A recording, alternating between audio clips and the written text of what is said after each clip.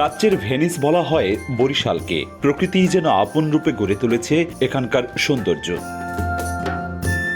আর এই শহরের সৌন্দর্য অনেকটাই বাড়িয়ে তুলেছে উন্মুক্ত জলাশয়গুলো, যার মধ্যে ডিসি লেক অন্যতম।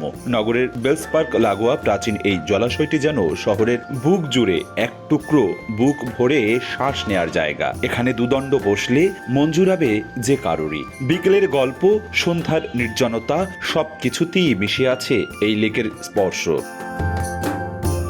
তবে ঐতিহ্যবাহী এই জলাশয়টির চারপাশে চলতি মাসের শুরুর দিকে হঠাৎ করে গড়ে তোলা হচ্ছে কংক্রিটের দেয়াল, যা প্রশাসনের ভাষায় নিরাপত্তা, আর স্থানীয়দের অনেকের চোখেই খাঁচায় বন্দী প্রকৃতি। তাই জোট বেঁধে আন্দোলনে নেমেছে নাগরিক সমাজ। প্রাকৃতিক সৌন্দর্যে ভরা এই জলাশয়টির চারপাশ উন্মুক্ত রাখতে গত ১৯ সেপ্টেম্বর থেকে বিভিন্ন রাজনৈতিক, সামাজিক, পেশাজীবী ও শিক্ষার্থী সংগঠনের নেতাকর্মীরা ধারাবাহিকভাবে কর্মসূচি পালন করে আসছে। মঙ্গলবারও বরিশালের সর্বস্তরের বাসিন্দাদের ব্যানারে শহরের অশ্বিনী কুমার হলের সামনে দীর্ঘ সময় মানববন্ধন করেছে। কিছু প্রশাসনিক কর্মকর্তার জন্য এই ধরনের ব্যাপক আকারে প্রাকৃতিক সম্পদ বা ব্যাপক আকারে রক্ষণাবেক্ষণের খরচ, যেটা জনগণ কোনোভাবে উপভোগ করতে পারছে না, এইটার আসলে আমরা বিরোধী। জনমতকে অগ্রাহ্য করে যেভাবে এই লেকে দেয়াল তোলা হচ্ছে, আমরা মনে করি এটা খুবই অগণতান্ত্রিক, খুবই স্বৈরাচারী একটা কাজ, এবং অবিলম্বে এই দেয়াল নির্মাণ বন্ধ করতে হবে। আর এটা যদি করতে হয় তাহলে বরিশালবাসীর সাথে আলাপ আলোচনার মাধ্যমেই একটা সমাধানে যেতে পারে। এছাড়া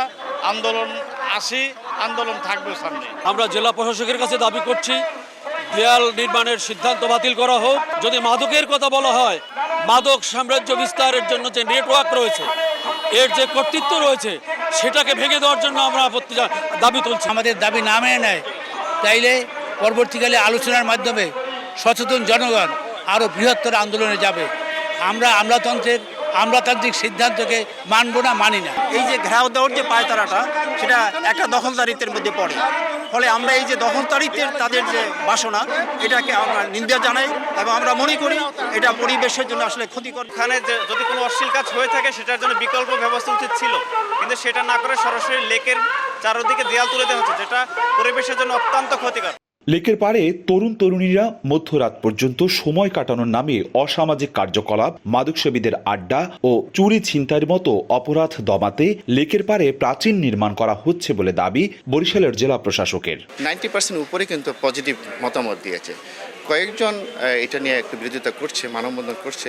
তো আমি আশা করবো যে এইটা বিবেচনা করে যে লেকটাকে সংরক্ষণ করা যায়, এবং এই যে আমাদের উঠতি বয়সী বাচ্চাদেরকে একটু আমরা তারা যেন এই কাজগুলো না করতে পারে। আরেকটা বিষয় আছে যে এখানে যেখানে হাঁটে বয়স্ক মানুষ, এখানে অভিযোগ করেছে যে অনেক সময় ডায়াবেটিসের রোগী অনেক সময় পড়ে গিয়ে লেকে পড়ে যেতে পারে এই পাশটা, পশ্চিম পাশে। তো এটা অনেকে সাধুবাদ জানিয়েছে যে এটা একটা প্রোটেকশন হলো। এটা কিন্তু খাঁচাবন্দি না, এটা তো এক পাশটা বেস পার্কটা কিন্তু উন্মুক্ত, যা শুধু সামান্য একটু অংশ পশ্চিম পাশে যেখানে আবাসিক এরিয়া, এখানে এই বিষয়গুলোকে কন্ট্রোল করার জন্যই জাস্ট একটু ফেন্সিং করা হচ্ছে এবং রাত্রেবেলা লাইটিং দিয়ে দেওয়া হবে। এটার জন্য যেটুকু সেটুকু করার উদ্যোগ নেওয়া হচ্ছে সিটি কর্পোরেশনের পক্ষ থেকে। তারা একটা ডিজাইন করে করছে। আর ব্রিটিশ শাসনামলে বরিশালে জেলা ম্যাজিস্ট্রেট হিসেবে আসেন এনডি বিটসন বেল। তিনি বান্দ রোড এলাকায় ৯.৪৭ একর জমির উপর তৈরি করেন একটি উন্মুক্ত স্থান, যা শহরের অন্যতম এখন বিনোদন স্পটগুলোর মধ্যে একটি। অপূর্ব অপু, সময় সংবাদ, বরিশাল।